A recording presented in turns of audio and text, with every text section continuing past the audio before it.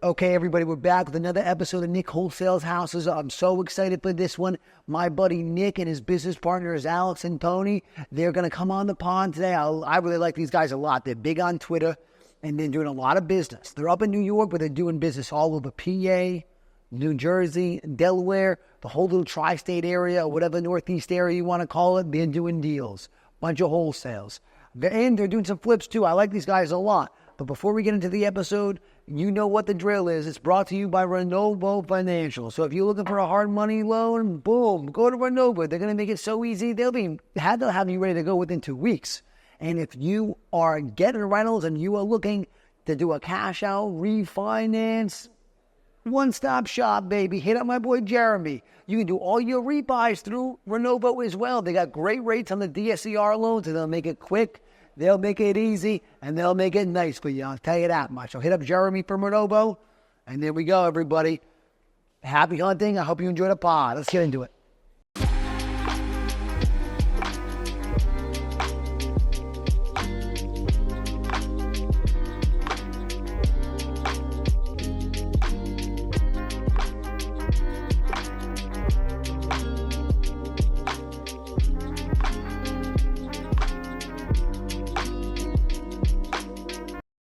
I'm that dude that holds record. it. You started doing well. Oh, is it started recording? No, perfect, perfect. Yeah, I like it. I'll be super natural in every part of it. Like Joe Rogan, like, yo, are we roll? Oh, we're live. Yeah, exactly. It's just like yeah. Because before I didn't do it like that, and I would have like great energy and great I just like so natural and nice with somebody, and then we got to stop it. Yeah. And then trying to restart it, dorky. How doing like this? Doing it like this, it's so much better. Yeah, let that sucker roll. All right, let's go. What do we got? What do we got, bro? I'm just excited that y'all are on. I'm excited to talk to you. Let's go. You put me on Twitter. How did I? Kinda. I just started tweeting like right before that event. Okay. I started tweeting it. Yeah. What was that in November? I think it was November when I met you at that event, no? Yeah, it was like a winter event, right? Yeah, winter. December, It was in December sometime. It was in December. I didn't tweet until November. I just got a Twitter in November. That's right. And I just started tweeting. And then you put it on your Twitter. You asked my boy Nick. He had a bunch of shit. That's right. Overnight, no joke. Overnight, I probably got like 100 followers from that. That's funny. We were talking about it on the way here. I'm like, bro, there's one guy I got to see at this event. I'm like, what's up, baby? I saw him right away. I'm like, that's the guy, bro. You got to go. Twitter's good, man. Twitter's good. Big community. Yo, I didn't know. Twitter's so cool. Pretty poppin', yeah. You could ship posts. You got George Beatty on there, posted a bunch of nonsense, but I love a lot of good guys there. You know what I mean? A lot of good connections, and he's got to start posting more. He's posting a little bit behind the camera there. Guy number 3, but no, it's good, man. A lot of connections. I met Jordan Santiago from Twitter. Yeah, he's one of my Twitter friends now. Yeah, he kind of paved the way, I guess, just to get into it. Really? Okay. Yeah, we bought his course. Funny enough. Oh, no way. Yeah. Cool. That's a guy, if I was going to buy a course, I'd buy his fucking course, bro. Jordan, I'll fuck with you heavy, dog. $499. I told this guy, bro, he could charge $5,000 for that course. We bought it, $500. It's, I kid you not, probably 30 hours of content. Him with a whiteboard, intro music, he'll tell you everything. Yeah. From the contract to he should charge $10,000. Bro, I may just buy it. For only $500, honestly, I may just buy it. I really mean contract. I don't know what it is now. Price might have went up, but yeah, he kind of paved the way for us. So badass. See, courses are actually good if it's the right person. Right person. It's a community, If you have a community, hit them up, talk to them. There's other people you could shoot the shit with. I think that's what matters. I guess paved the way how we got into it. You want to start? Yeah. Hit me. So my background's like e-commerce. So throughout high school, college, I was flipping shoes, right? Getting the Jordans, the Nikes, this, that. That kind of went into, I'd probably say first or second year of college. Started taking it seriously. I got into Amazon, selling a lot on Amazon. So I'd probably sell, 2,000 pairs a month, mostly footwear. Yeah, so me and the kid behind the camera there, partner number 3, that's how we kind of reconnected. I'm, 25, he's 21, 22. Knew each other growing up. Killer, let's go. Knew each other growing up and everything. And during the summer, I'm like, I need some help, right? I'd go to like Nike outlets, Adidas outlets, pick up a U-Haul. We'd go every morning, man. Fill that thing up. 500 shoes, come back, box them up, shipping them to Amazon. It was rolling, man. Selling a couple $100,000 a month. And It's fucking busy. It's busy. Wasn't the end goal though. You know, that platform is like you're on there. And Alex, that's how we kind of reconnected. He was selling on Amazon. He's a second cousin of mine. So that platform's different, man. You know, they could pull it from you overnight. Okay. You're playing in their territory. So you do one thing wrong. Let's say you buy something from me and you say, let's say, all right, it's fake, right? They're not going to come to you and be like, show me why you think the item's fake. They're going to come to me and say, prove to me that it's real, right? So you need how are you going to do that? paper trail, receipts. Like, you know, let's say you sell 100 pairs of these shocks, whatever they are, right? They want to see a receipt for every single pair you sold in that color and that size, right? So it's good until, like, you slip up. You're buying a couple thousand pairs of shoes. You got to keep the receipts, keep this. So it was good. I mean, I was making some good money on it. But real estate was kind of the goal. So I'd probably say 23. 23, I was like, just kind of went cold turkey.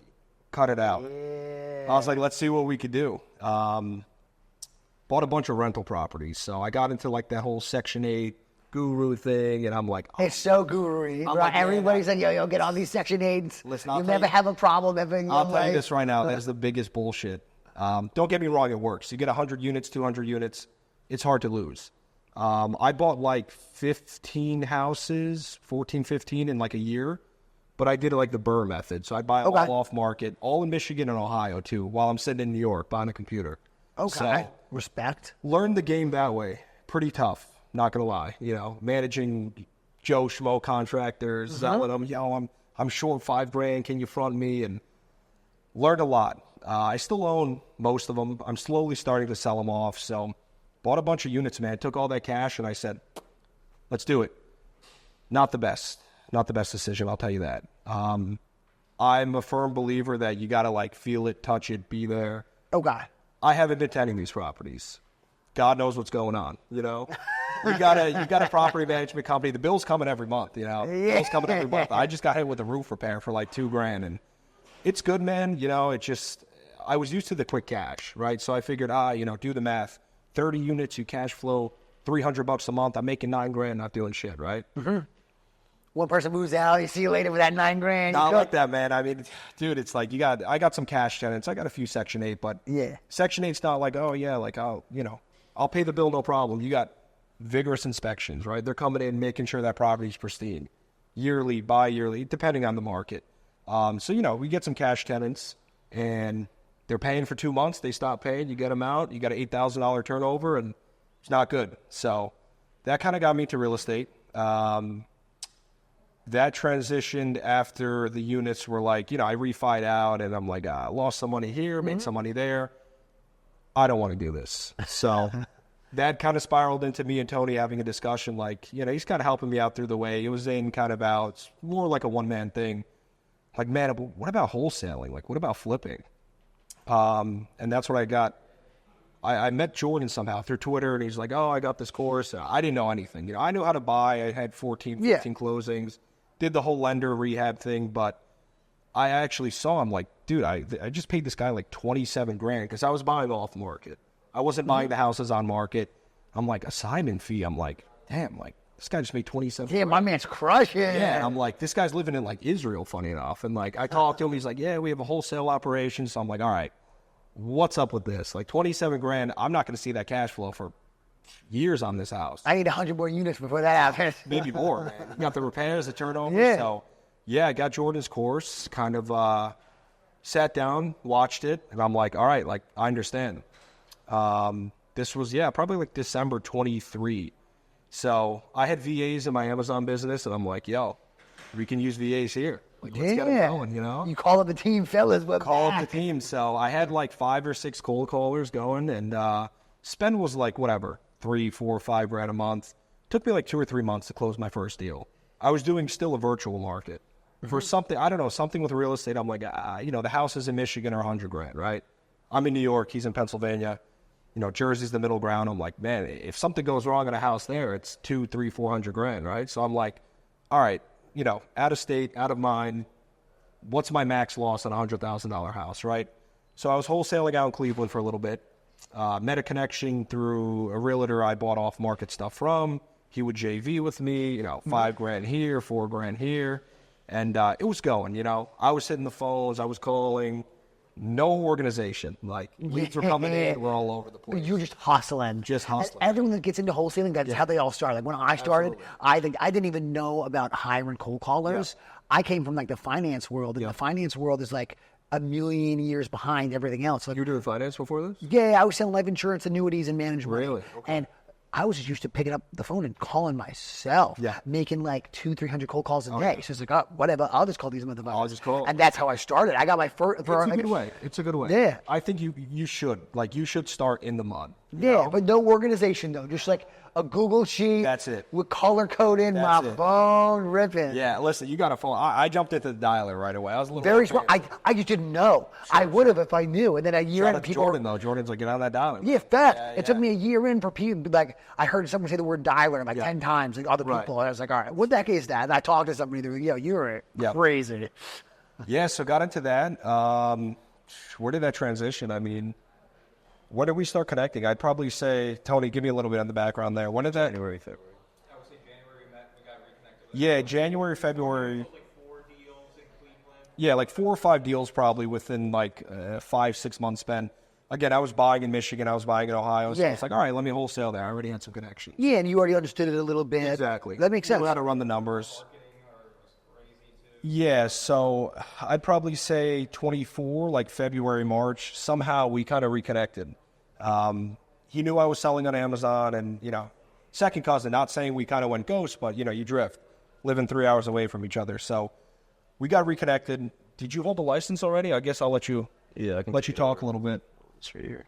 So I think it was December then we kind of got reconnected. Probably that. So a little bit background. I graduated from like Westchester University. So down the street, 2022, accounting degree. So not too fun.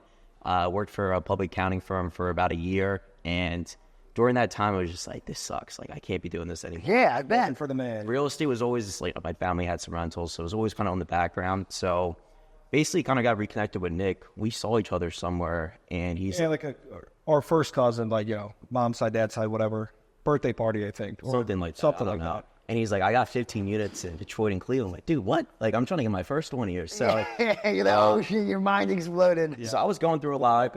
I was trying to, you know, the Amazon business was going pretty well. I just started probably 3-4 months in, was slowly taking over what I made at the other job as in accounting. So I'm like, all right, so quit that job. Yeah, I'm not doing this anymore. I was doing Amazon full time, and I want to say all of 2024. So last year, I basically worked with Nick and Tony, basically for free, learned the ropes, did everything.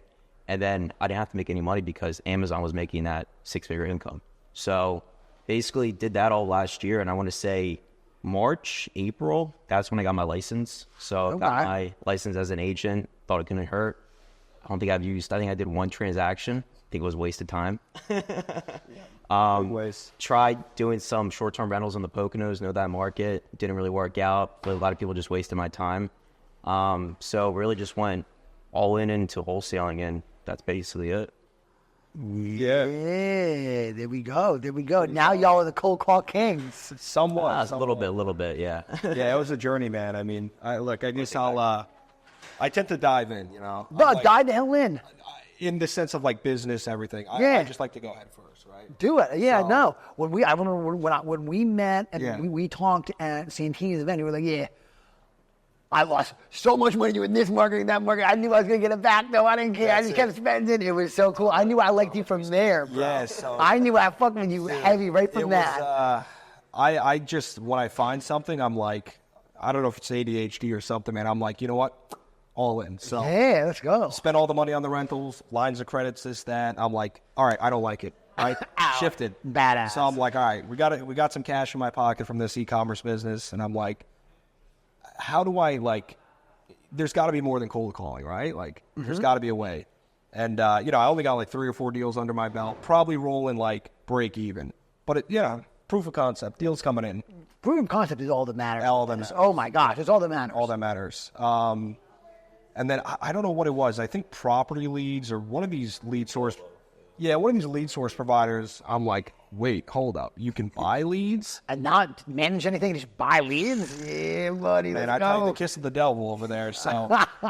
yes, it's like new heroin. The marketing spend, man, I mean, it was pretty erratic. So keep in mind, probably 2024, we got like 3 months. I got 3 months under the belt. Just trying to think back. Still very unorganized. I'd probably say so like January to like, we probably dialed in like November. November, yeah. Probably November, December. Man, my marketing spend, I mean, you could see it on the sheet. There was months like, I could memorize. It was like 18, 22, 40, 60,000, 50,000, 40,000, throwing everything at the wall. And I got to tell you, man, there's been some bad months, some good months. We went from like nationwide, dude. I was getting 400 leads a month at $50, $100. Yeah. Bidding 500 here, Google ads. I mean, all right, 15 grand a month here, 20 grand a month here. I was trying everything. And I'm like, all right, like, let's see what works. I think everything works. You know? Yes. That's one of the biggest, I think, like misconceptions, right? You hit me up not too long ago, want to get back into cold calling, and it's like, yeah, people shit on it, right?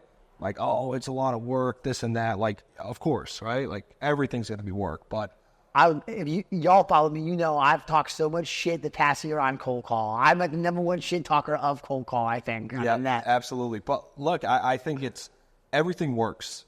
But what we've come to realize, it's like you need a system and process, right? Yeah. And like I said, after $350 in marketing spend last year, I'm like, you cannot keep doing this. Like it's so crazy and stressful. So and stressful. Not consistent enough. Not consistent. So legit, like we had a CRM that we changed and this one and that. And right now I'd say like we're dialed, right? No more crazy spend months. What are you guys spending right now? Right now, that's him. That's it, man. I'm not numbers, so. Good, yeah. What are y'all spending? This kind of transition, so he'll give a little background. Before, kind of cycling back a little bit, we all used to do everything. So I was doing sales. I'm not a sales guy. Nick was doing sales. Tony was doing sales. We were doing all jobs. We were all doing TC. So I would say that's so confusing. Yeah. I've been there with other partners before, like when I used to have partners, and it gets so confusing like that. Can't do it. Our fall rate was crazy. So I want to say October. It was like October, November when we got dialed in, and we got a mentor, and basically he's like, all right, Nick, you're good at sales. You're the acquisition manager. Alex, you used to work accounting, you know numbers, you're the marketing and you're in your operations. Because if Nick has the marketing budget, guess what? He's going to spend $40,000-$50,000 a month. Oh, yeah. So, that's my boy right here. Man, I see it. Bro, your belief in yourself is through the roof and your positivity is through the roof. You'll make it back. Bro, it's a guarantee. What do you mean? You're great. You're going to, dude, that's the only way to do it. Only way. I understand this. I have my wife that reels me back in. It's like, yo, Nick, she's so good. Like, she's got such a great marketing, like, background. She helps me, like, not be a psychopath. Yep. Exactly. But sometimes I'm a psychopath. You got him. And then Tony does all dispo and TC for us. Let's go. So there we go. I would say, so we were spending around $20-$25 for the past, I would say for Q1 and beginning of Q2. Okay. This last month, we spent $12,000 in marketing. That ass. Some other fixed expenses, and we had our best month. So it just shows Yes, that let's go. once you're dialed in, you don't have to spend a crazy amount of money. It's true. You probably only need 2 marketing channels. We have one inbound, one outbound, and it's working for us right now. I like that a lot. It's so simple. Yep. Before we had what, 4? It's too much. It's too much. And we would jump to nationwide. We'll go local. We'll go back to Jersey, PA. Then we'll go back nationwide. There was nothing. It's so tough because there's so many ways to win. It's just like the shiny object syndrome is crazy. You buoy up with somebody and then you're like, yo, my man's crushing with that. Yeah. Oh, okay, hold up. Let me just throw a bunch of money in there. We're going to Texas, man. Yeah. That's what happens. I know. That's really how it's like. It's so funny. Yeah, look, don't get me wrong. We've done deals in other states. I mean, like Arizona, I think Texas, we had a deal. Like a lot of Georgia, Louisiana. Like everyone gets on the Texas wave. Even your Truly's at a company. Yeah, but you got to know. I think it's all about like connections, right? Like we got the title company, we got the people to go to, right? I mean, I think being dialed in. Don't get me wrong. Nationwide approach works. But it depends on the business you want to build, right? Facts. I don't see myself as like a nationwide wholesaler. Sure, maybe novating. A lot of moving parts, right? The underwriting, the comping, the title, the agent. Like, I think it's good to be dialed. Don't get me wrong. We're in 4 active markets. Like, I'm in New York. He's in Pennsylvania. I have family in Jersey. It's the middle ground. We'll hit that. Delaware, Newcastle County. Perfect. It's right here. done some deals there. I have family in Ohio, good market, good flip, good wholesale market. We'll do deals there. That's pretty much it, right? Maybe as the team grows later on, bringing some people in, you add another area, something close, but it's a big states, man. Like, Yeah, there's that's enough a lot. houses, there's enough houses to go around, you know? Facts. And how y'all doing all these appointments? 'Cause So you're doing deals far away from where you just live. Yeah. So I guess we'll kind of go 50-50 on it. That was a big change. So, you know, our mentor, shout out to Chandler. Okay, yeah. I think that you sent me a video. Yeah. Either you or somebody else sent me a video. It's like, I it was posted you. something, Yeah, fuck with that bull. I don't know. I don't, you know. Yeah, like- so he runs, like, long story short, runs a community called Level Up. It's more like people who are doing deals but want to build a business, right? Not kind of run around with a chicken like with their head cut off, like we were, right? Erratic spend, this and that. He kind of dials you in. Systems, processes, hiring, marketing, to a T. Long story short, you know, we figured out, okay, in-person appointments were converting, like, very high, right? So I was like, let's go at every in-person appointment. And then it was like, damn, we're wasting a lot of time. And now the rates, or the percentage of appointments were dropping, like appointment to contract. That's when Alex was like, yo, stick to the script, right? Let's try to do these one-call closes. We had, 2 or 3 months of no one-call closes or no virtual closings. We were going in person, and then it's like, you know, I'm going to think about it, this and that. So Alex kind of, I'll pass it to him. He kind of was like, yo, let's take a step back, right? Stick to the script. Let's try to lock them up over the phone, right? Like, why are you going in person? But my script was like, okay, I'm ready to make you an offer. I'm going to speak to my underwriter. But then it changed to, well, let me come out and see the property. And right there, I lost all the control. You can't make that one call close or, you know, theoretically a virtual close if you're telling them, let's come see it. We want to see the condition. So he kind of pivoted me back. I mean, I guess I'll let him. Hey, you dirty dogs, doing the fake underwriting, you bastards. Yeah, I would say like a few months ago, like 2-3 months ago, we were going to every in-person appointment. New York was Nick, PA, South Jersey was me, Delaware. It was a waste of time, honestly. Yeah. But some deals you have to, especially with older people. But Some deals. I would drive an hour to an appointment down in Delaware, come back an hour, I'm there for an hour. That's 3 hours of my day. Yes. When theoretically someone like Nick, where he's the backbone of our business, if he's gone for half the day, who's closing deals? At that time, we had no acquisition guys. We're not getting any deals. So we transitioned to like working with agents. So we do got to go in person. We'll send our agent.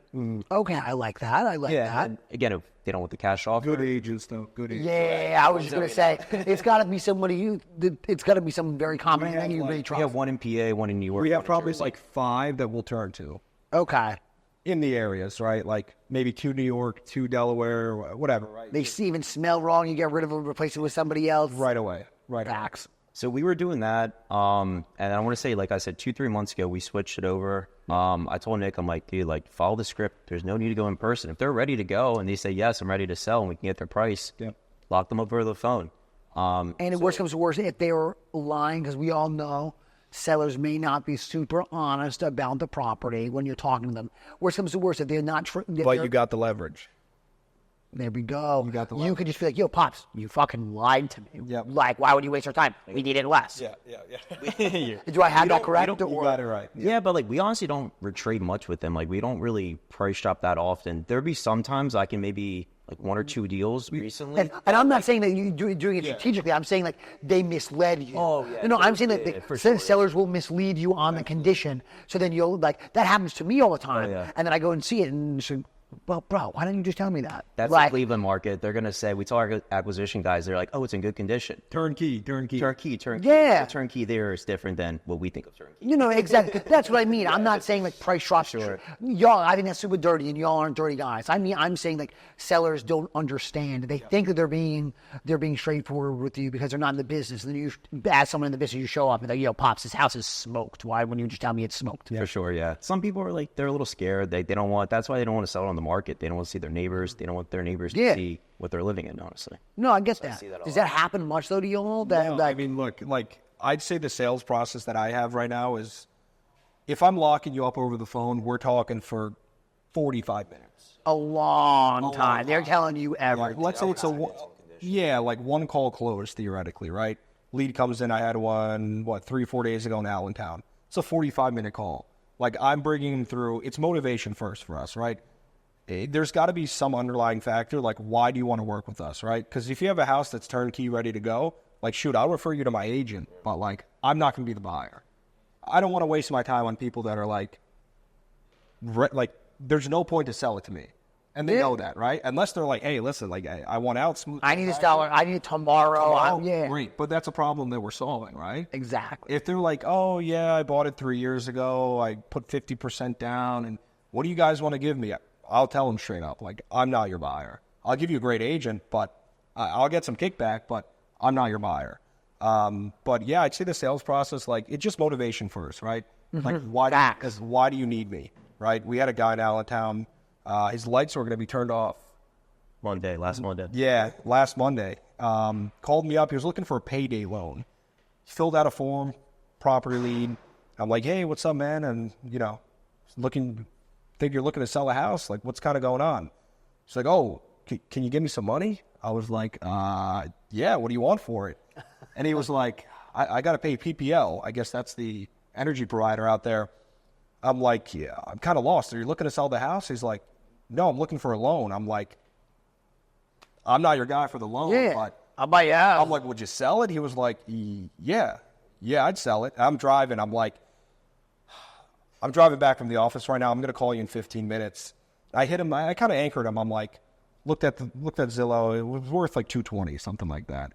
I'm like, Scott, I'll be honest with you. If the underwriter comes back and he says, I'm only giving him $125 for the house, what are you telling him? He was like, I'd consider it. I'm like, oh, baby. I rushed home, and I'm like, I talked to him, 45-minute call. Pretty shitty situation. He's disabled something. He's on like a...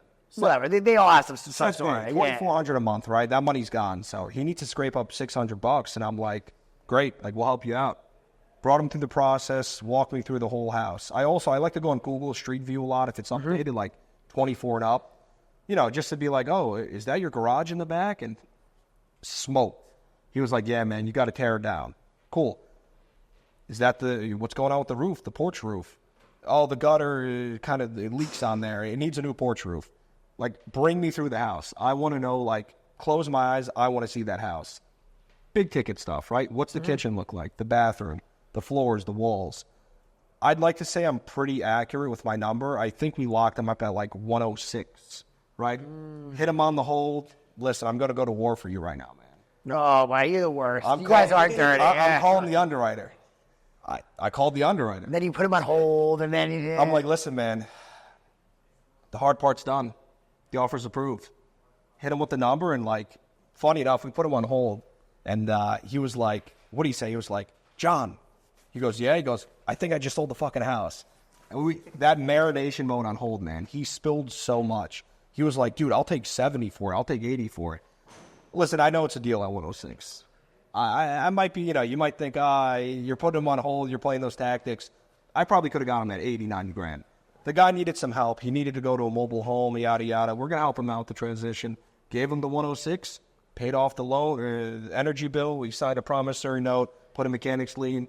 He's happy, We don't retrade him on that. Like, the house, we had somebody go there. It was as accurate as possible, and, like, that's it. I like to say, if you're honest and, like, straight up with your numbers, you don't have to go for the retrade.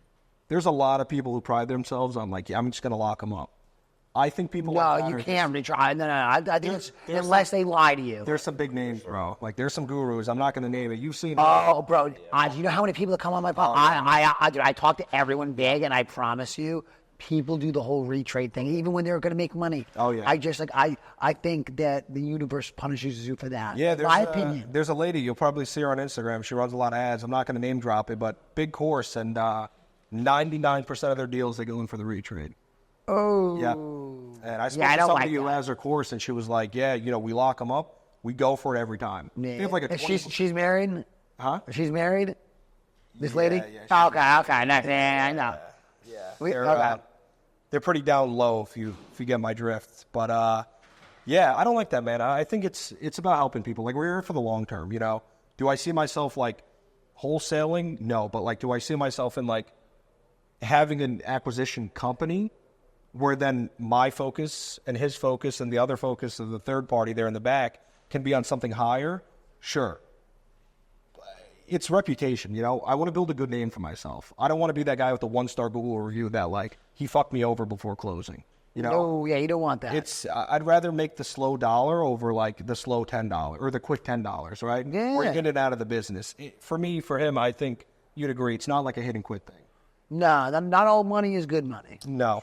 Listen, short term, you can make a quick bag and leave, but like, what's next? I'm tired of chasing, man. I'm getting up there. I'm 25, you know. I gotta. Old as hell. Dude, it's been a lot of ups and downs, man. I gotta, you know. Hopefully 20 years from now, it's like you still got that good reputation. So, Facts. Yeah. But y'all good. Y'all be fine. Y'all have a good reputation. I hope, man. I hope. I know. Unless I screw you over, man. I'll roast We'll you. see. We'll see. But yeah, what do you got? Shoot some shit. I don't know. You got any questions for us? Yeah, Like hit me anything some questions, specific? man. What do you got? Oh, shit, yeah. Marketing, No. anything. What do you Yeah, let's fucking rap, bro. All right, PPL. What companies are good? What companies are garbage? I think they're all bad. Facts. They're all good and they're all bad at the same time. They're all going to sell your leads. Oh, all these leads are resold. And I know because I'm buying the same market as all my buddies that are buying. And do you know how many? So actually, Alec, shout out to my camera guy, Alec. He has sat in on obviously every pot I've ever done. And he was like, yo, Nicky, I want to wholesale. I got some money. What do I do? I said, yeah, take that $5,000 and throw it in PPL. And that's when PPL was hot. He just took $5,000 and threw it right at the wall at PPL. A couple of the leads that he had sent me. Same one. You told me, I think, about that. Right? This happened with me and Mark Morey. Okay, yeah. He had sent me 1 or 2 leads that I looked at that. I was like, oh, they refunded me for this lead 2 months ago, and they just hit him with the same same John. Yeah. That's what they all do. It's it is what it is. I will say with marketing though, like I think we started PPL, so we were doing PPC. That was like our bread and butter for a while, and we would turn it on, turn it off, turn it on. You never make money that never made way. any money. So I would say pushing it up. So I would say like February we started PPL back up. February nothing, March nothing. We were gonna shut it off, and in April we had a pretty good month. Bro, that's what happens.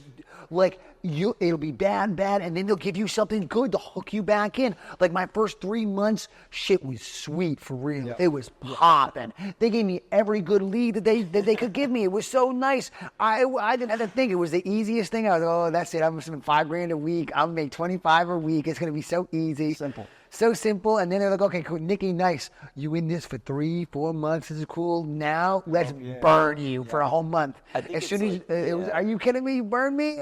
It's like good 1 month, and the next month it's bad. But if you do it, I think like any marketing channel, I think Nick can attest this too. Consistency. Do it for 6 months and then make a decision. Yeah. Because right now we're in month 5 or 6, and the last 2 months have been like really, really good. Yeah. Like Facts. really good. Like a 6-7x, I'd say. I would say 6. Oh, wow, that's good. We're at a 6X 5-6 right now. 5-6. Yeah. Well, I had this one. Knock on wood, these deals close. No, fact. they're Like clear, I had this one where like the seller and I we're agreed.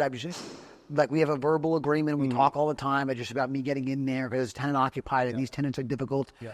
They don't pay anything. Section 8 pays all of the rent. So it's like whatever. Who gives a shit? And they've been there for a little bit, and it's been tough getting in.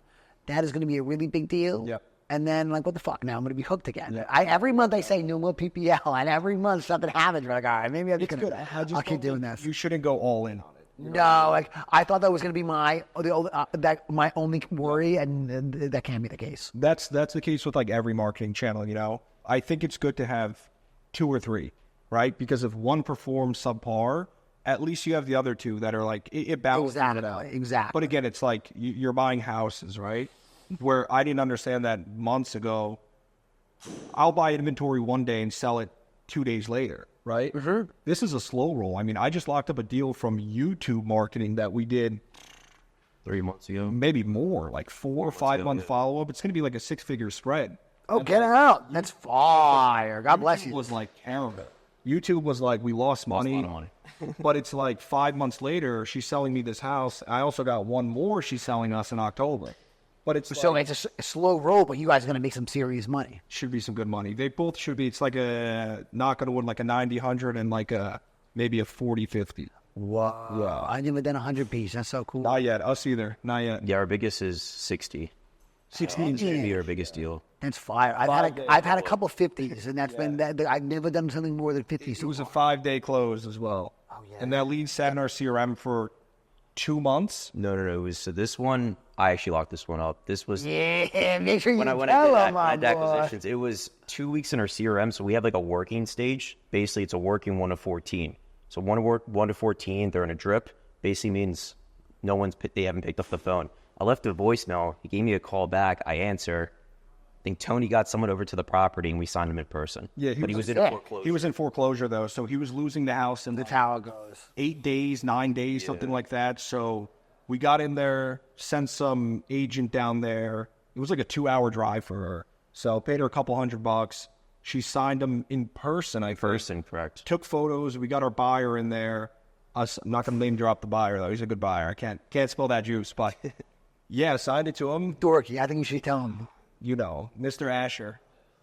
Oh, yeah, bro. Do you know how many people? He was there last night. The bull Asher in New Jersey. If you don't have Asher's number, that's your fucking problem. But yeah, if you Track him down, skip trace him, send him your deals. no, he's super solid. He'll close. He pays the best too. Yeah, he pays super good. He'll beat you down though. Don't let him see that. No. Yeah. Don't let him see that assignment.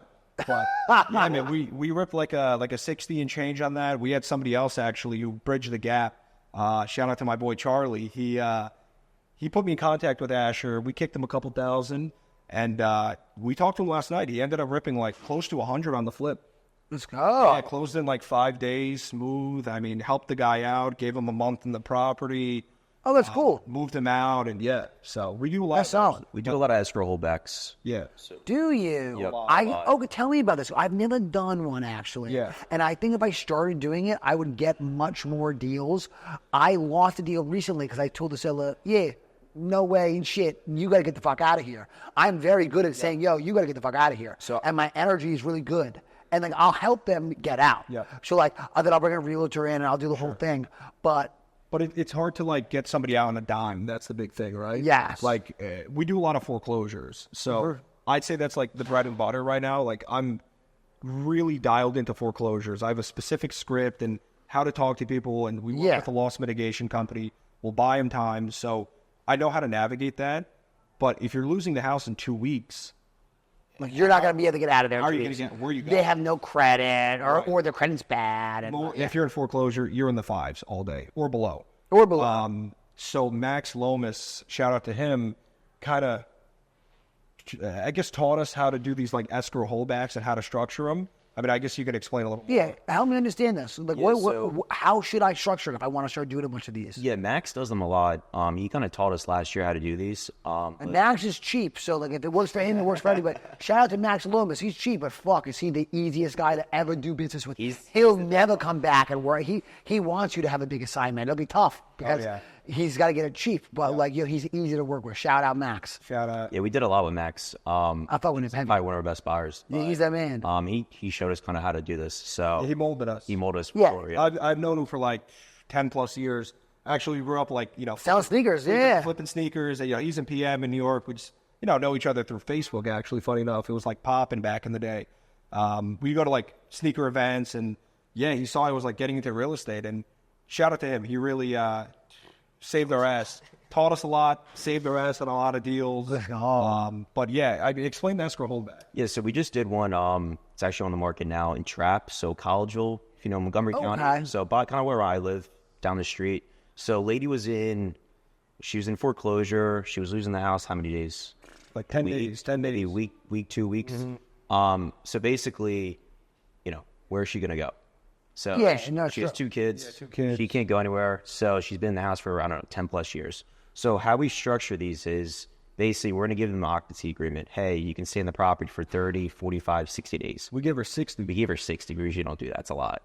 But Max doesn't care. Yeah. It was a good deal. Okay. But basically that allowed her to have the time to go to a rental, find a place and everything. So basically we just have them sign, it's basically just an occupancy agreement saying you're going to leave at this date. If they don't leave, it's a set amount of money that comes out of escrow every month or every day. Per day. So, like her situation, I think she was walking with like 60, close to 60 in net proceeds. 60, yeah. There was like her husband was a piece of shit. Wasn't her fault. She had like 30 grand in like child support payment that was on him, so it pulled from her proceeds so that she was going to get it back later on. So long story short, let's say hypothetically the seller's walking with 50 grand. We usually cut them like 60% of their proceeds the day of close. And hold on 40%. The 40, 30, whatever the math is, right? Like you structure it per deal. So we'd hold those proceeds in escrow and then we give them, let's say, 60 days. So every day past that 60 days, we take $500 a day from escrow. So it puts a little fire under their ass, but listen, you got 60 days and like 40 grand in your pocket. If you're not getting out, like we helped you out. You know, she was going to lose the house in 10 days. Yeah. That's the best Like way. that is a crazy help. I can't even believe that y'all are doing that. Yeah. And people are buying these with no problems. Mostly max. Yeah, like max will close. Max will do it too. Sure, certain buyers, the more like risk-averse buyers, will. Correct. It all depends. You know, if you structure it, like there's paperwork in place. Yes. It's a win-win scenario. They end up staying like, okay, We never had a situation. they never end up staying. Yeah. Sometimes they'll stay like a week. They're losing like $3 grand. We'll help them out, whatever. But look, frame it as like a buyer. Sit in escrow. Like you got 50 grand. I'll get it for 50 grand cheaper. Like, you know what I mean? A buyer's like, Yeah. it makes sense. Like, sometimes they're like, dude, let them stay. We'll get 40 grand off the house, and it's already a great deal. Yeah. You know what I mean? Yeah. So You want to lease like after the 50%, 60%, you want to lease like 30, 40K in escrow. Because let's say they do stay in there. Hasn't happened to us yet over a week. You can go 2-3 months and you're fine. You can file an eviction, you're fine. So you're protected at the end of the day. So you got to make sure they're actually walking with proceeds. If they're walking with 10,000, 5,000, you're not doing it. Then because it's still that 10,000, that's gonna go. It's gonna be gone in a day anyway. Like, that's you guys are really putting me on. That's a good idea. I mean, that's some free game. That's some great game. I fucking appreciate that. Hell yeah. And let me ask, which one of you manages all these fucking VAs? Because I've been wanting to get into cold call, but I don't want to manage all these cold callers. I used to have like 5, 6 callers. At one point I had like 4 or 5 callers, and every single time I mismanaged it, and I all went to crap, and I lost a lot of money, and I was not happy. So I want to just get a cold call company, let them manage everyone. And Nick is telling me I'm a big dork that I shouldn't do that. Same thing with George Beatty, saying you're crazy. I think it all depends on the business, right? Okay. Like, if you're a one-man show, if you have 2 marketing channels, great. Get in a call with your cold callers, right? There's 3 of us. Yeah. I'm not doing it. I have no time for that, right? I mean, I'd say shout out Ben Kaplan. Like, we use this call center. No complaints, right? But once you have people in-house, you mold them. Like, our callers have been with us, over a year? Yep. I'll let them talk about this, but they're like family at this point, man. Like, we do like Monday meetings. We just started doing like face camera on all the, VAs. We got 2 US guys. I guess we'll get into that, but these guys are dope. Like, they're in the Philippines. They're like, oh man, I got so fucked up over the weekend, and like, they're hungry, man. Like, we're paying them. Look, U.S. standards, very bad. But their standards, they're big ballers. Listen, we're giving them commission too, like a couple $100 a deal. Like, they get a big deal, we'll throw them $1,000, $500. That's their whole month's pay. Yeah. These guys are like, they're waking up like hungry, man, ready to chugging hit the phone. 10 Red Bulls and beating the chest. They're asking us like, yo, what's up with this deal? Like, how's this lead? Like, this is hot. Get on the phone with them right now. But like, my cold call leads are like, shout out to Alex. Like, they're PPL standard. Like, I have address, time frame, motivation, price, asking price. Why do they want to sell? Call them back at this time. Like, silver platter. Okay, I get on the it's not phone. I'm just like, raise their hand. I'll sell. exactly. And the thing with a lot of call centers, it's a volume thing. So I know George told me George is a volume guy. Volume guy. He's pumping out 90 leads a day. But his criteria, to my knowledge, is: do you want to sell? Yes. Does the house need some work? Yes. Push it over. Yes, It exactly. works. I don't have 10 guys working for me, so I can't do that. Like, I can't have 10 acquisition guys calling all these leads. It works at volume, but like, not for us, right? So like, my leads, that shout out to Alex again. I mean, I don't even know what to talk about. I'm like, you just had a 25-minute conversation. Like, where can I make you an offer? Like, Yeah. they open up. So that's, I think if you want to get into cold calling, depends on what you want to do. You can go the volume call center route and get a bunch of leads, and it'll work, but I don't know, man. You like the silver platter, like, you got to be banging those leads. I don't want to work super hard. I'm so proud to say that. Yeah. I don't want to work super hard, and I really don't want to work super hard. And my association with cold call is work super hard. Look, get it. Am I wrong? Like, that's what I feel. Get it. He knows the numbers. Yeah, I mean, I want to hear the numbers. So because your leads are more centralized, like I don't know if centralized is the right word, but there are like pinpointed leads. They're not just raising their hand.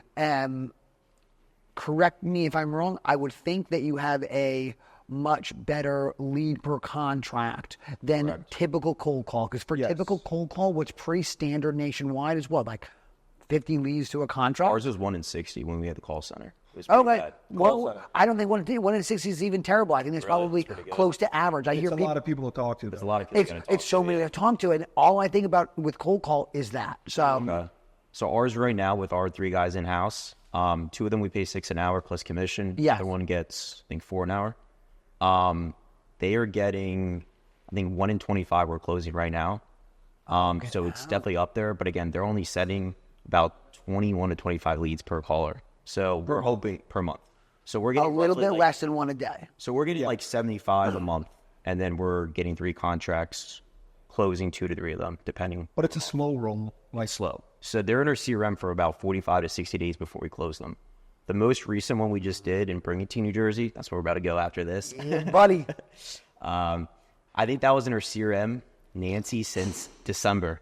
And I kept telling Nick, I'm like, dude, I think it's a waste of time. But he actually was on top of it. Yeah, I spoke to Nancy probably like 40 touch points. I would say at least like 2 times a month. Yeah. We follow up every 30 days. Hey, how you been? How's everything going? The house was vacant. We know we need to work, so we're going to follow up with it. Yeah. Now we have lead managers doing that for us. But finally, she's like, hey, I'm ready to sell. We went over there. She took her offer. The husband was a real pain, though. Yeah, he was complete asshole. That's the thing. Like a lot of these leads, it's so rare for both people to be on the same page. Yes. Like the husband's ready, but the wife's like, hell no. In this case, like, did you walk the house? Yeah. You walked it. Alex was like, yeah, no shot is she signing. And she fucking signed. yeah, We had to get a notary and everything. They didn't know how to work DocuSign, so sent the notary over. And there was another brother involved, so we didn't know. he's a priest. Correct. So we thought we had all. Nice, bro. And they signed at his church, actually, a remote notary. Yeah, we were down at the beach, and like she's calling me. She's like, "Where's the notary?" I was like, "Oh my gosh." We call him up. She's like, "I'm here. Where are they?" There's a whole big mess. Whole big mess. But that's real estate. It's always a mess. It's always a mess. If bro. shit is going good, just wait. The one. You got it. You got to have friction. Yes. It keeps you in your mind, and like Jack Carpenter said yesterday, if it was easy, it would be easy. the claim dealer. oh, Yeah. well, you got him on here? Jack Carpenter? Yeah. No, I was just talking to him yesterday. Oh, he bought He's gonna come on the. He's gonna come on He bought though. a deal Is he from us. is he the Delaware buyer? Yeah. He's in Delaware or no? Dude, he buys all over the place. He lives in Delaware. Yeah, he's a legend. He bought He's something. a legend. He bought something from us, actually. Max kind of saved the deal for us. Yeah, Jack bought a deal from us not too long ago. Well, from Max. Claymont, Delaware. Yeah, Newcastle from Max. Yeah. Yeah. That's From Max, bro. Jack. From us, from Max. Tough situation. No one pays more than Jack. saying he paid a lot for that. No one pays more than Jack. But I really mean this, bro. He paid because he actually pays the right number. Like everybody wants to lowball you. Jack will not lowball you. Jack doesn't give a fuck what you're making. He paid, what, like 40 grand more than what we thought somebody would pay. At least I would say at least 30, 40 grand more. Yeah. Which Hey, we're like, Jack pays, bro. That's why, boy, I fucking like that guy. And listen, that's why the deals come to him, you know what I mean? Yeah, bro. He's smart. That's the way to do it. He's doing a lot of deals. He knows something. Marketing or no? You know what? I think he's spending some marketing, but at this point, he's a fucking. Dude, Jack Carpenter is a legend. Everyone knows him. So, like, everyone. Yeah. He buys probably 2 deals a month off me. I think, really? Yeah. I think that's the way to do it. If you're like a big buyer, You don't got to spend any money anymore. you don't have to. Like, people ask me, like, I'm not some big shot by any means, but, if we do some deals, people come up to me like, I want to try to find my own deals, right? Like local real estate meetups, like they'll know, like, okay, we find the deals, right? What do you think? I tell them hands down, like, dude, just buy from a wholesaler. Yeah. What do you do? Like, that is another business. Like, we don't flip houses, right? We close, we'll wholesale, we'll partner with somebody, but like, I'm not doing a flip for 100 grand. I'll put 100 in the property, make 40 grand. I'll take 10, 20 on it, just move And on. see you later, bro. Yeah. Yeah, so I think big buyers, like, buy from the right people too, because there's a lot of dummies out here, man. A lot of bad wholesalers. So it's, relationships are big, I think. Agree. Huge. Yeah, for sure. Yeah. Yeah, a lot of people ask me, what marketing, this and that. And it depends on what you want, my boy. Like mail, dude, everything works. Everything works. yeah, I'm afraid to do the mail. We did it. Yeah. I've lost so much money trying it. And that's why at this point, I just I'm out. Yeah, we did it for like 2.5 months. Oh, bro, there you go. You just wasted your money. Yeah, not enough. You better do it for 6 months at least. We did what? Check letters and foreclosure. Correct. Check letters and Oh, yeah, those are hard, the checks, bro. You show up to a seller appointment, it's like, oh, no, I already got an offer for this. They sent me a check already. Yeah. It was bad. I'll tell you that. It was bad. So we did them in New York, where I live, and in Pennsylvania. We probably had, 8 calls, 9 calls? I think we sent out like 12,000 mailers. We sent out like 12,000 mailers. We got like 8 or 9 calls, and I don't even think I got my foot in the door in one. They were like, you're lowballing me, stop selling, or stop sending me mail, or like, I'm not selling, or... Actually, I got one, funny enough. We haven't sent it for like over 2 months, and somebody got one of mine like 3 days ago. I think I went on an appointment like in my backyard. So I think people like keep them and tuck them away. Wait. And wait. Wait a little bit, yeah. Because she was like, oh, I got an offer. Like, my mom's sick, this and that. We have to go. The house was like kind of a mobile home. Like, it was like a manufacturer with a foundation. I'm like, oh, shit. Like, of course. Like, wasn't a good one. Of course. It's always something. It's always something. Bro, it's always something. Like, I got so excited. Like I got the call. She's like, left me a voicemail. I'm like, oh my God. I told Alex, like, I sent him a voicemail. I'm like, driving to the appointment. I'm like, send out that motherfucking batch, man, right now. Send out more mail right now. I get to the house. I'm like, she was talking to me about like aliens and like super right wing, and I'm like, I gotta get out of here. Oh my gosh! So many times it's happened with me and then Samantha, my lady. I say, "Oh baby, I'm so excited. Let's go. I'll see you later. Let me call the driver. They're gonna scoop me out. I'll see you later." And I'll be in the car, and then it'll be something wrong. The ride and then back. I call her, and she goes, and then she knows immediately. Like, it's always fucking. It's like driving back from the casino when you're like so hyped to get there, and it's like you and your boys are driving back, and it's that's real estate though. You cannot count your chickens before they hatch, or your eggs, right? Whatever the saying is. Yeah. This shit is not guaranteed. I mean, there's been times where I'm like, that's one thing I'm trying to work on as well. The highs and lows, right? Oh, you gotta get rid of those highs and lows. I saw you tweet about that. It was so fucking real. You I have to love be able to just like, I'd like to say Alex has helped me out a lot because I get like emotional, right? I'm in the weeds of it, so I'm like, boom, deal locked up, then deal dies. I'm like pissed off. Next day, and like the leads feel it, man. Like you get on the phone and you're like, oh, hey, what's up? Like they feel it. Dude, they feel it. Like you just have to be neutral at all times. If you're in it, you're putting the reps in, it's gonna happen. There's gonna be the lows, there's gonna be the highs. Keep it neutral, steady, focus, like that's it. I think that's like one of the big things. Probably 4 months ago, I mean, dude, the lows and the highs were like, it's too much. I'm not calling these leads. I'm sick of it. Like, I get pretty emotional about it. It's like $50K deal blows up. It's like, damn, like you're counting that, Yeah. But now it's like, keep the pipeline building. Like that's the big thing. It's all a slow roll too. So my goal is just like, keep building the pipeline. Like month by month, deal closes. I need to put 2 more in there. Like Facts. That one might fall out, but you got 3.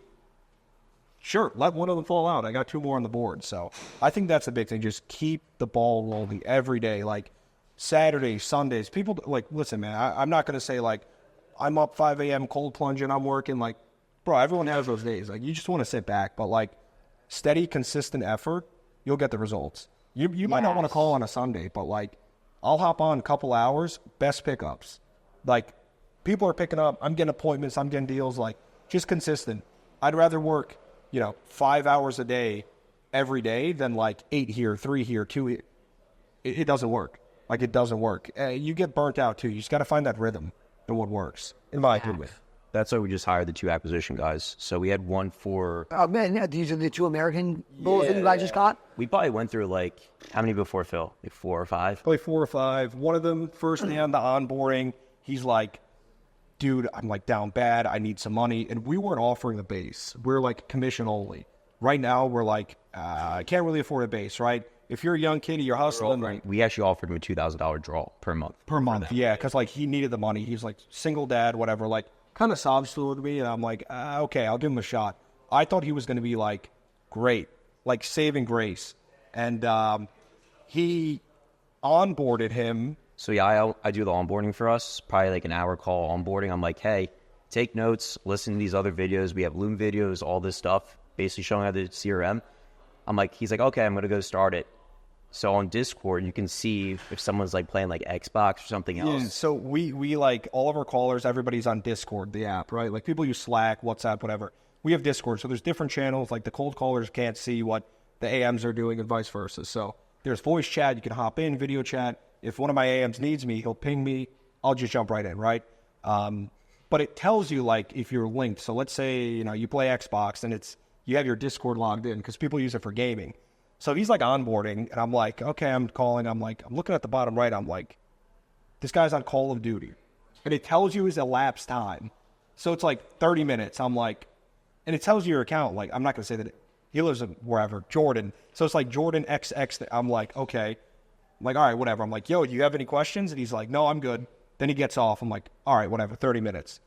Then he's like back on. He's paying for like an hour. And I don't want to say anything. I'm like, benefit of the doubt. And Alex goes, yo, let's meet at like 1:30. And it was like 1:20. But we told him like, yo, like be responsive. Like, we need to hop you in, whatever. So he's like in a Warzone game. And those last like 20 minutes long. So I'm like, dude, he's not joining this call, man. So it's like, you could see he's in the game. It's like 1:29, didn't join. It's like 1:33, didn't join. 1:37, he's like in. And then he goes offline. And we're like, oh, so what's up? You got any questions? He's like, no, all good, man, all good. And then we spoke to like our mentors to like help us with hiring. And we're like, next day, we're just pulling the plug. I felt kind of bad, it gave me a sob story. And I'm like, we brought it up to him. Or no, we were like low key about it at first. Yeah. The second thing was I have them write a Word document, like after onboarding, write down all your questions that you have for us. Yeah. You're going to have questions. If you don't have questions, you didn't do the onboarding. He had like 2 things that he wrote, and it was just like, oh, can you explain one more time how to work the CRM? There's like broad questions. And he probably wrote like 2 sentences, that's it. And we're like, okay, he didn't do it. So what our mentors taught us is like, because the first guy we didn't fire him fast enough. We had him for 2 months, paying him a draw. Bro, I'm free money Nick. That's why I can't be having these people. That's what we do I got now. too big of a heart. We were doing $2,000 draws with our first few people. This was the last one we did it with. We're like, we're going to fire fast. Fired him the second day. And I think I brought it up to him. He starts cursing me on the phone, all this stuff. Yeah, and I think I texted him. I was like, it doesn't help that you were on Warzone as well or something. Yeah. And then he sends like this crazy long text like, due to you hacking my internet and finding out what I was doing, I will be filing a lawsuit. I'm like, bro, it's linked to your account. Like, he was like trying to like scare us. I'm like, we didn't hack into your internet. I'm like, just be smart about it. Like, that dishonesty, like from day one, like, come on, bro. You can't watch a couple videos, learn how the CRM works. So that's one thing, man. Hiring is like, It's so difficult. so difficult. Like, I wish I could just clone myself, like I'm the GOAT, right? So just pop out like 3 of me. Yeah. Maybe have some babies soon and, I train them up, but like These brothers. See, that's why I have all these kids. I bro. know, man. Me too soon, man. It's like, yeah, it's so hard. We have one guy, Phil, now. He was actually at the event last night. Okay. He found me on X. So, Yeah, X Fox. Bro. no I real love estate, X. no background, nothing. He was like talking to me about like stock trading, this and that. And he hits me up one day and like, I'm pretty bad with my phone. Unless like I know you're like super important. Yeah. Or like $1 coming your way or like you're my girl or family.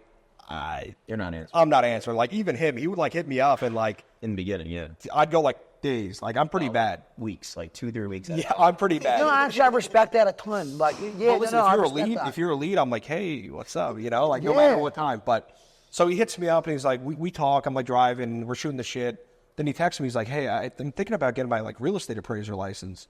So I'm like, I give a lot of like free game, time to people that don't really deserve it. Not saying he didn't, but like I don't ask for anything back, right? I think it'll come back in some way.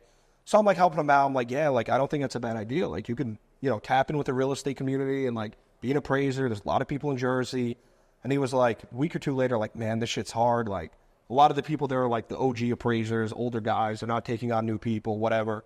Then he was like, he hit me up. He was like, I'm standing outside of like a Jersey Mike's and he's like calling me. And I'm like, all right, screw it. So I get on the phone. He's like, dude, I want to come work for you.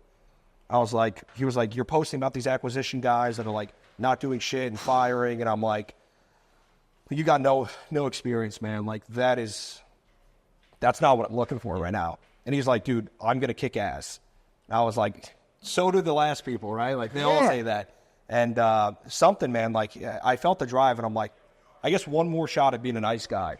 Alex met up with him and like, he's on month 2 now. Coming on to his second month. Coming on to second month. And no experience. So like, it was probably 2 weeks of like training and he's still not there. I know you're watching this, Phil. You are not there. Like, he's like, yo, what do we offer? But he, like, gets it, right? I think the biggest thing in sales is, like, having a personality. Just being able to get on the phone and talk to somebody naturally. Exactly. Having good phone behavior. He doesn't need to know the numbers. Don't need to know. It's probably better he never learned. Put him on the hold. I'm the underwriter. Yeah. Put him on hold. Like, we can actually utilize that.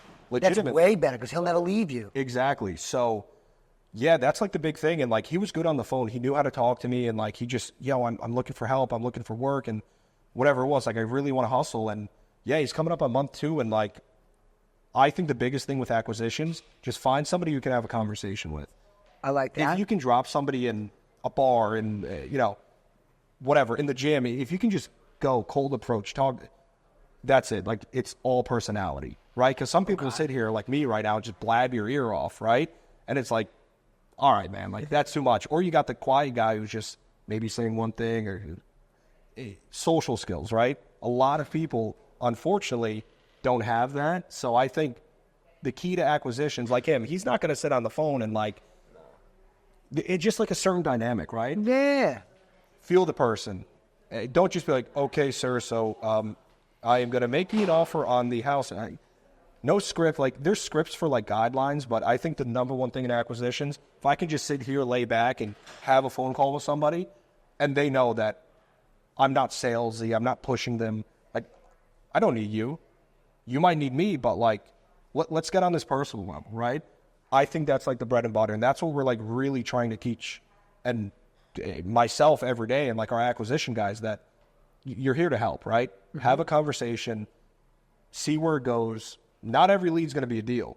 But if you put the time and effort in, I mean, I've had some leads like, dude, they're talking my ear off for like an hour. And I'm like, I'm hanging up, bro. There's no deal. And then boom, deal comes. Yeah. Asking price, 300,000. We get at 200, right? Just trust the process. That's the big thing. Facts. And has he got any deals yet? 2 months. Has he got a deal? You 3, 2? Yeah, he has. So we got one that Nick had to tag team in a little bit. Oh, of course, bro. So that was like his first one, so we're going to still give him a commission on that. Yeah. Nick had to close it, but that's a big deal. Asher bought it. Yeah, buddy. Close it on Monday or Tuesday. Yeah, that was a quick turnaround. I would say he has 3 right now. He has 3 deals, I think, right now. That's what he has. So the goal for the first month for acquisition guys, to lock up one good contract. One contract. After 30 days... But they're pulling from cold. Yeah, so basically how Level Up teaches us is basically... For the first 2 weeks, they got to pull 5 leads from cold follow-up in our pipeline to hot. Oh, I like that. Okay, so that's very smart. So that's what he did. He moved like 7 within like the first week. Just set appointments. Correct. And then he did get 1 contract his first month, and then he got another, I think, 2 this month. Yeah. So we're hoping for 1 more this month for him to like hit his KPIs. Yeah, but now like the floodgates are open, so he's getting the new, the working, like, you know, yeah, keep him in the cold just to see how it is, because like, I don't care if you shit the bed on the cold lead, you know? It was a cold fucking lead. It's in the cold bucket. But if you can pull that cold lead to an appointment, to an offer, doesn't even have to be a contract. Like, that's the process that we want to see. So now we just brought on a second guy, had a really bad experience, used to wholesale, burned a lot of money, and then he joined another company a few weeks ago, interviewed with us. We wouldn't give him the base. So he joined another company. Basically, the first week, they didn't hop any calls with him. They were like, oh, call the leads. So he's like, I need a team that's like actually doing it, has the systems and processes. Yeah. Went through onboarding. He's only been with us for what, 2 weeks, third week with us now. 2 or 3, yeah. He's good. He knows his shit. Really, really Heck good. Yeah. No training. Like, practically no training. I sat on like a role play call with him this morning, and I really dig into him, like rebuttals, everything. But like, I think first day in, he was like putting him on hold, speaking to me, like really knew what he was doing. And I think that's another thing as well. Like, if I went back in time,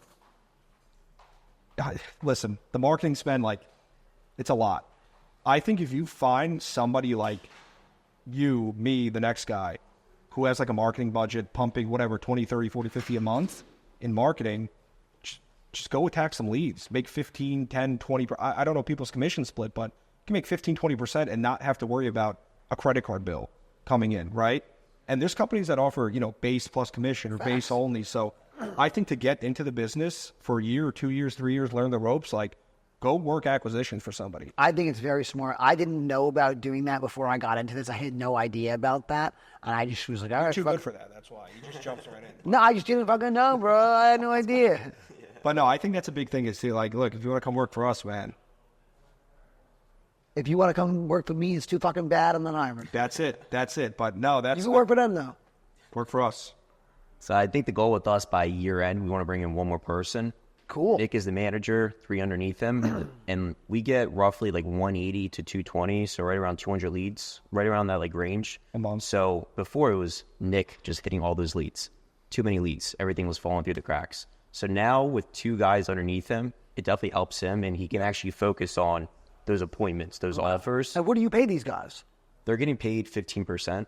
You got to at least. Yeah, so 50% commission. Which will probably go up as more responsibilities, right? Like if I start phasing out and it's just solely appointments, or he made an offer and he didn't close it, but I just get on a 1 hour call and close the deal, like, that's it. I would love to just do that, right? Yeah. 'Cause then there's, I don't want to say higher ROI tasks, but my focus could be more than just bagging 250 leads a day and having 3 hour talk time. Because it's a drain, you know, especially when don't get me wrong, I'm still worrying about the marketing, the deals. Is this closing? Is that? I'm never only going to stick in acquisitions, being an owner of the company, but I guess my sole focus is acquisitions, but I still got to step in, right? Like, I'm dealing with the tenant issues. I'm touching base with this guy. I'm helping out with the marketing, right? But I'm pinpointed on acquisitions. I would say it goes up. We start him at 15. I'd pay 20, you know? If you really don't need me, if I don't have to touch base with you and bring the deals in, like, great, 20% all day, you know? Facts. It's a slow build, though, because you can't give them. Because if they give, they're going to take, you know. We're looking for people that want to stay with us and, like, really grow. It's a partnership at the end of the day. So, like, if you're with us for a while, we're going to take care of you. Yeah, of course. Hiring is the hardest thing. Finding people that actually want to work is the hardest thing ever. And we experienced it. There are a lot of people that they just want to be sales guys, which is so gangsta. They just want to be sales guys. And, like, as long as they can make 15 a month, maybe 20 a month, if it's a good month, there's a lot of guys that are really, very happy with that, and they would stay with you forever. Yep. Listen, like, it's sales, dude. You can literally sit on a beach. You got Wi-Fi service and just... It's a great quality of life. Dude, yeah, like, that deal, actually, funny enough... Which one? The one that we just... Birdsboro? Oh, yeah. Yeah. Listen, if you have deals, I'll tell you this right now. If you have deals in South Jersey, Pennsylvania, you don't have a buyer. Even if you have a buyer, he probably has a better one. Okay? No, that's really true. And it'll be so easy and and like, that's the thing. You can never work for me. Too bad. You work with them. Yeah, if you have a deal, when I say I can sell it in 2 fucking seconds, I can sell it in 2 fucking seconds. You're a fool if you don't send it to him. We're sitting on the beach. We had like a buyer or whatever, go walk it, yada, yada. And I think Tony was like, oh, like, put it in front of Nick or something. And I was like, all right. So I texted him. I'm like, yo, I got a deal here. He puts it on Instagram, Facebook, both, or whatever it was. But not even I don't put the address or nothing. I'm just going to say, who wants a deal over here? And the amount of DMs I get from people that are real is crazy. Dude, I go in the water. I'm swimming. I come back. He goes, it's sold. I'm like, it takes 10 minutes. I had 3 offers. I picked the one that I knew was the most verified and that I really wanted to fuck with. Gone. But, you know, you got to give him 50% of the deal. So that's it. No, you don't. That's not true. Maybe That's true. 60. But. No, you don't. No. We'll work off we'll work on something that everyone's super happy with. No, it's super fair. And the guy tried to beat me down the price. I still gave him what I promised him. It's because I'm going to keep giving you more, you know? Yeah. I don't have the buyer. Like, that's all it is, man. I can't nickel and dime. There's more deals to go around. I'd rather pay you on this one and the next one. Well, who tried to beat you down on the price? No, remember it was tenant occupied. He came down. What was it? No, he never came down. I'm pretty sure, right? No, he didn't come down. He stayed solid. He stayed $5,000. It was okay. Yes. If we couldn't get it vacant, but that wasn't his fault. That was my fault. I thought we Our were going to fault. be able to get it. I thought we were going to be able to get it vacant, and then I had to go back to him and say, "Yo, my bad, my G." It's still closing. It's still closing. Oh yeah, it's super closing. Yep. That's the thing. Like, there's real smart people. Yeah, if you want to start buying deals from wholesalers and you want to get on their radar, this is like controversial advice, but I've learned this from being around people that have very big businesses as end buyers. You want to get on a wholesaler's radar, just fucking overpay for a couple deals real quick. It's investing in marketing to become the first person that gets that deal. Yeah. And I get a lot of people want to do deals with me, so I get that experience a lot. I think a big thing as well, like in my shoes, I like transparent buyers, right? Yeah. Some of like the best deals that we've had, I will shoot somebody a text before it's even locked up, somebody that I trust, and be like, yo, I'm working this deal. I could probably get it at this or whatever. Would you pay XYZ for this deal? Yeah. Yes or no? Yeah, I would. Perfect. Done. Lock it up. They gotta be real. They gotta be real, like people that you know. Yeah, like, don't post it on Facebook and like hit somebody random up. But if you know the buyer, you've done deals with them, or they're vetted, like that is the biggest thing. Like I would love, because look, you're shooting just blindly half the time, right? Like is he gonna pay this? Is he gonna pay that? Look, if you get a $300,000 house for $100,000, like somebody's gonna buy it. Yeah, it's a smoker. But some of those tight ones, it's like It's 50-50. And look, I don't know about you guys, but me, like, I'm not going to lock the guy up, think he's going to sell it, I don't know, waste the time. I'd rather text the buyer who I know is buying there, like, yo, would you pay $150 for this? Yeah, I would. Okay, perfect, done. Cool. And then I know, let's say I get it $120 or $130. Beats me down a little bit, the condition's not... Yeah. There's still room there. I think the biggest thing is like a buyer, a real buyer, just be transparent. At least in my shoes, I love to see when a buyer's like, I like this because of this, or I don't like this because of that. And just always make the offer too, right? Like there's some deals like I want 200 on it, right? I think I'll pass it too. Give me a no. Hey, what's the best you can do, motherfucker? 180, 185. Can you get to 190? Yeah. Okay. So like It was $10,000. You could have told me that. Let's go. Yeah. And I think for us too, we don't blast deals. I mean, I'm speaking for Tony here. Just a very small pool of buyers. I don't do the email list of this. I'm not putting it on Facebook. I have George Beatty says I'm a dork that I don't do the email blast. Really? By the way, George Beatty is one of my favorite wholesalers of all time. I met him actually first time at VRA Realty. They had an event. Cool. Spit some game, man. He spit some game, but Yes, my boy. I love George Beatty. it's old school. But look, an email can be forwarded over to somebody and this and that. And I don't know, man. Like No one opens my emails. But if I put it on social media, everyone blows me up, but I don't have to do any work. It's so cool. But I think killing the deal as well. Like, look, Pennsylvania passed the wholesale law, this and that. Like, you're not allowed to wholesale, right? Yeah, but we're double closing on every day. Exactly, right? But, like, you start blasting that out to people, it gets in the wrong hands, like... That's why we don't like investor lift. Yeah, investor lift, too. Oh, man. Really? I- Okay. Big listener to this. Yeah, that was, like, one of our biggest marketing spend. We were spending, like, $5,000, $12,000 a quarter on investor lift. Like, don't get me wrong, it's good. But we had a deal in, like, Kenner, Louisiana. And the lady calls me, the seller is like, somebody just offered me a higher price for the house and the walkthrough. I'm like, what? Like, who? So she gave me her name, and, like, we got her, like, blacklisted from Investor Lift. She calls me up, I'm sorry. Like, you don't do that. But that's the thing, like... Yeah, but get this, bro. Yeah, like, Investor Lift, you post it up. You don't know who's requesting the address, and then it goes out, and, you know... Yeah, like the local approach is good. Like you get the high, like like you're not going to screw me over. This guy's not going to screw me over. Especially if they're on social media, because then I just blast them and get them blackballed. Exactly. Like some guy screws you over, you make one post, nobody's doing a deal with him again. Yeah, it's powerful. Yeah. So a lot of listen, we're like a year and a half, maybe 2 years in this business, but there's just so many. You got to navigate, man. It's every day you're learning something new. New tricks, always. You got to stay hip to it because the business changes too, right? Marketing, this, that, like PPL's good 1 month, Google, this, the buyers, this, the new laws, like you got to stay hip, man. You got to stay learning. That's, I think, is a huge thing. Hell yeah. Yeah. You have anything else to add? Got any questions? Yeah, what do you got? Yeah, what do you got for us? You know What what? do you want to know?